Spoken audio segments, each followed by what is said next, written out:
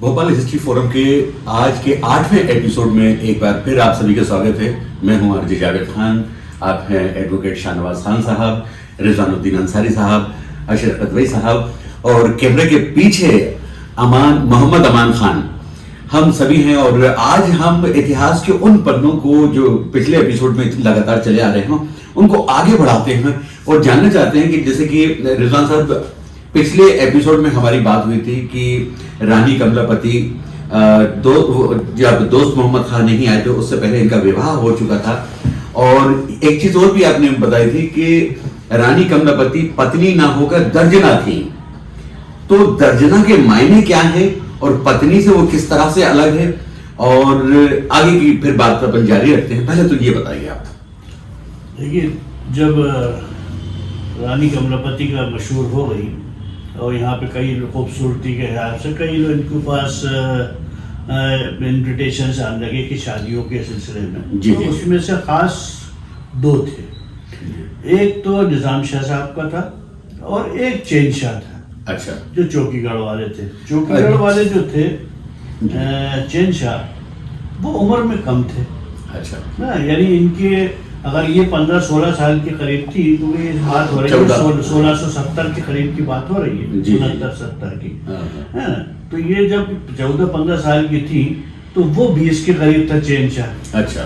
لیکن یہ جو نظام شاہ تھے یہ 30 کے قریب تھے. اچھا. نظام شاہ چین شاہ سے جسٹ ڈبل عمر کی تھے اور رانی کملا پتی سے بھی بہت بڑے تھے. تو ظاہر ہے ان کے چاچا بھی تھے اس زمانے میں. اور چین شاہ جو تھے وہ ابھی راجہ بنے نہیں تھے. اچھا. یہ باڑی اور گنور گڑھ میں اس وقت نول شاہ کی حکومت تھی. نول شاہ سے غلطی یہ ہو جاتی ہے کئی بار کہ رانی کملا پتی کے لڑکے کا نام بھی نول شاہ تھا, لیکن اس وقت تک تو ابھی شادی ہوئی نہیں, تو اس نول شاہ کی تو امکان بالکل ہے ہی نہیں. یہ جو نول شاہ ہے یہ چین شاہ کے چچا ہیں, دادا سمجھ لیں, اس فیملی سے تعلق رکھتے. تو ان کی حکومتیں چل رہی ہیں وہاں پہ. تو اسی وقت میں جب یہ ان کے رشتے کی بات ہو رہی ہے, جب دونوں الگ ہو گئے تھے, تو گنور جیسے ہم نے پہلے بتایا تھا, گنور تو آ گیا تھا مغلوں کے انڈر میں, لیکن چوکی گڑھ جو تھا نول شاہ والی فیملی جو تھی یہ ابھی مراٹھوں سے لنکس تھے. اچھا. اچھا. یہ ابھی پوری طرح سے ان کے انڈر میں نہیں آئے تھے. تو اس وقت جب ان کی بات چیت ہوئی تو یہ چین شاہ کے بجائے نظام شاہ کے لوگوں نے چن لا, کیونکہ یہ اسی ایریے کے دیوان بھی رہ چکے تھے. ان کے والد جو تھے نظام شاہ کے نہیں, یہ ان کے رانی کملا پتی کے کرپرام شنکر جو تھے وہ بھی سیہور کے ایریے کے ہیں سب. تو وہ سب ایریے سے آنے کی وجہ سے وہ پہلے سے ان سے زیادہ کلوز تھے. تو وہ آخر میں یہ راجہ بن بھی چکے تھے, پہلے سے ان کو اناؤنس ہو چکا تھا, جبکہ چین شاہ جو تھے وہ راجہ ابھی بنے نہیں تھے. تو ان کو چن کے ان کے ساتھ وہ ان کی ہو گئی. لیکن چین شاہ کو بھی برا لگا اس ٹائم پہ, اور صرف یہ برا نہیں لگا بلکہ کیا تھا, ان کے جو بیچ میں جو ڈویژن ہوا تھا آف لینڈ وہ بھی پرابلم تھی.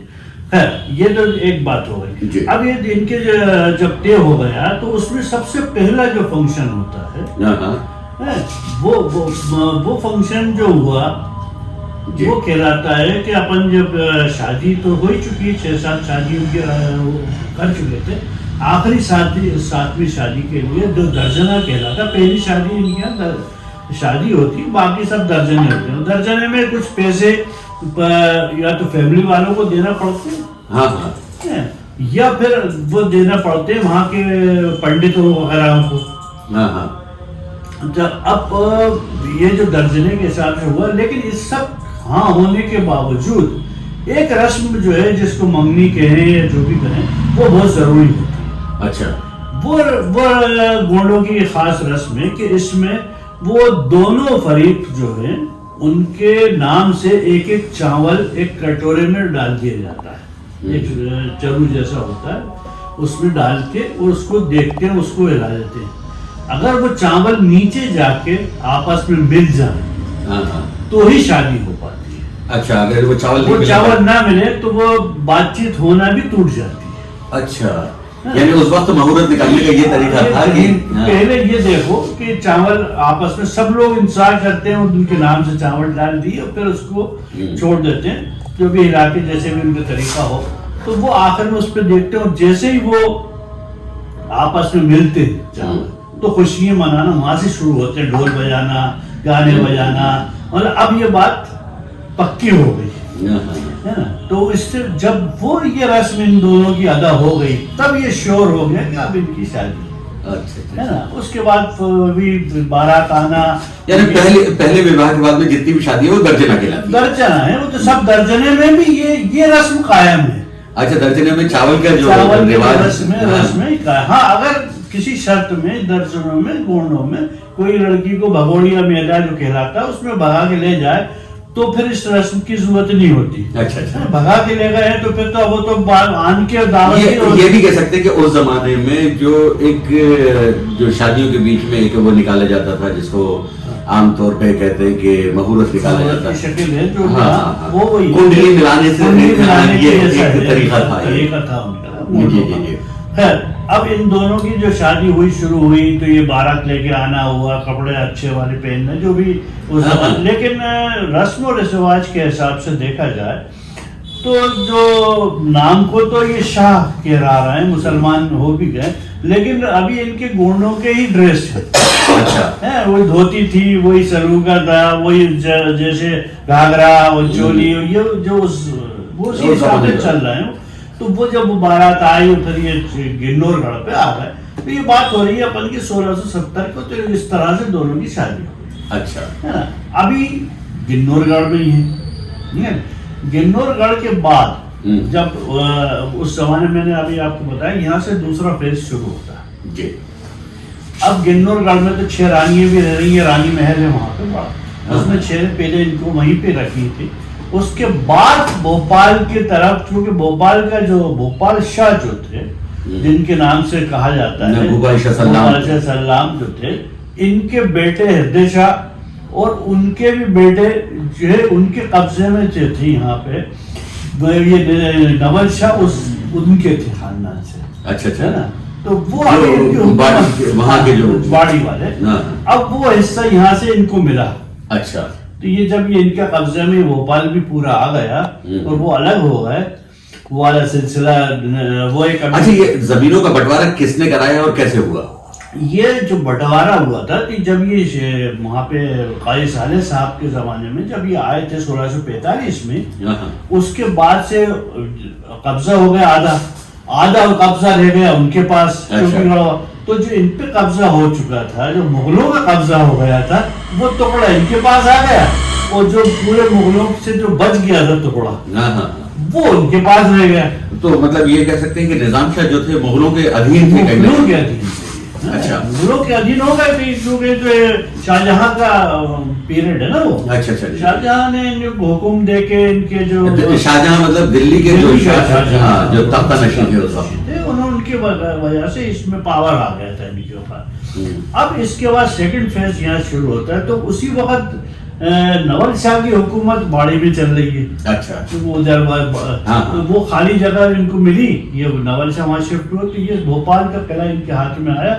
تو اب نظام شاہ نے ان کے لیے رانی کملا پتی کو پورا حصہ دے کے اور یہاں پہ اس قلعے کے اندر اپنا ایک الگ سے قلعہ بھی بنوایا جس کو رانی. یہ کیا پہلے سے قلعہ بنا ہوا تھا؟ قلعہ تو پہلے کا بنا ہوا تھا، پرانا پرمار پیریڈ کا شہر ہے، کافی حصہ بنا ہوا تھا. چونکہ ایک چیز ذہن میں رکھنا چاہیے کہ بھوپال ٹو سیہور یا دھار کی جو راستہ ہے وہ پورا جو ہے وہ تالاب کے کنارے سے ہی جاتا ہے.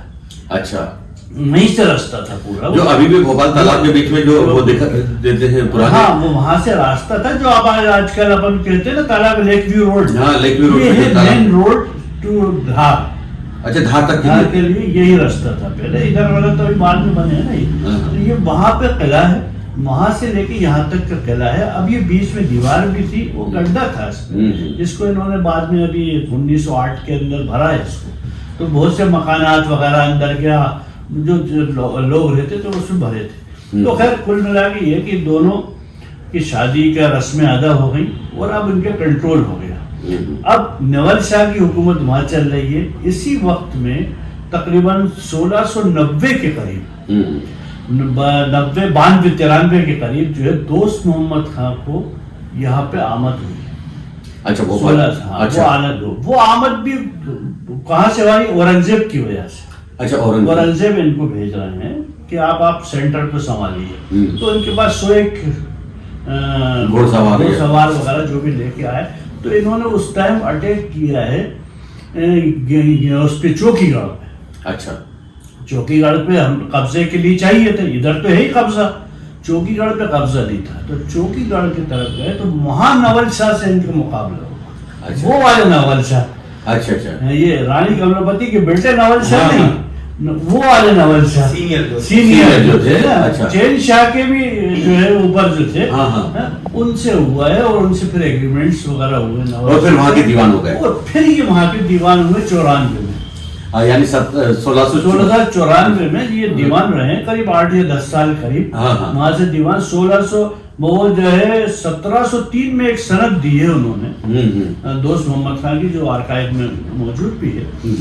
वो उस पे वो लिख रहा है, मेरे हुकूमत का जुलूसी यानी सने जुलूस कहलाता था, वो 8वां साल है। अच्छा 1703 में जो वो दे रहे हैं वो 8वां साल पे 94-95 करीब करीब की बात उन्होंने सनद दी। तो ये इस जमाने का वो दौर अब शुरू हो रहा है, दोस्त मोहम्मद खान की आमद, और इन लोगों की मुलाकातें अब होंगी धीरे धीरे। गालिबन ये तो सद तक काफी करीब आ गए। रिजवान साहब, आपसे एक क्वेश्चन था कि जो रानी कमलापति का महल कमला पार्क पे बोला जाता है, अमूमन जो महल होते हैं वो एक कॉम्प्लेक्स की शक्ल में होते हैं, उसमें और भी बहुत सारे महल और दूसरे पार्ट्स होते हैं। तो अब जो भोपाल में इतना सा टुकड़ा एक बचा हुआ है जिसे हम महल कहते हैं, बस यही था कि और भी इसके पार्ट्स थे? नहीं, देखिए पहला जो पार्ट जो बना हुआ है वो तो नीचे तक उतरा हुआ है, वो अलग ही आप देखोगे तो बहुत ही खंडर जैसा हो गया है, क्योंकि वो पुराना हिस्सा है। और ये जो महल का जो हिस्सा बनाया था इन्होंने ऊपर की तरफ जो बनाया, ये अंदर था, और उसके बाद अंदर जो बीच में था जहाँ पे पार्क बना हुआ है, यहाँ पे बहुत से मकानात थे। ये तो कॉम्प्लेक्स जैसा था ना, वो तो ये एक गेट इसका जो था, जहाँ आज एक मस्जिद है, वो एक बुर्ज बना हुआ है, बुर्ज पे गेट था, वो जिसको अपन के नॉर्दर्न गेट, और एक सदर्न गेट था जहाँ पे आज चमेली वाला मज़ार है। तो ये 2 गेट है। अच्छा यहाँ गेट था, ये 2 गेट है, एक उसी दीवार के जैसे मज़ार के। हाँ मज़ार के उसी का गेट। अच्छा, जो ये हम्माम है पुराना, ये भी गोंडों के टाइम का ही हम्माम है। ये और भी ये तो मेन लाइन जो थी वहाँ की जो थी किले की, और ओल्ड किले की जो दीवार है उसके पास का गेट है, क्योंकि ये भी इन्हीं के अंडर में। अच्छा अगले मेरा ख्याल है कि इसको बात को यही खत्म करें, और अगले एपिसोड में हम गेट की बात करेंगे, महलों की बात करेंगे। अब जैसे दोस्त मोहम्मद खान का आगमन भोपाल हो चुका है, अब इसके बाद का हम करेंगे कि भोपाल कब आए, और जो भ्रांतियां हैं रानी कमलापति और दोस्त मोहम्मद खान के बीच में, उसमें भी हम बात करेंगे। फिलहाल समय पूरा हो चुका है, इस एपिसोड में हम इजाजत चाहेंगे। जय हिंद।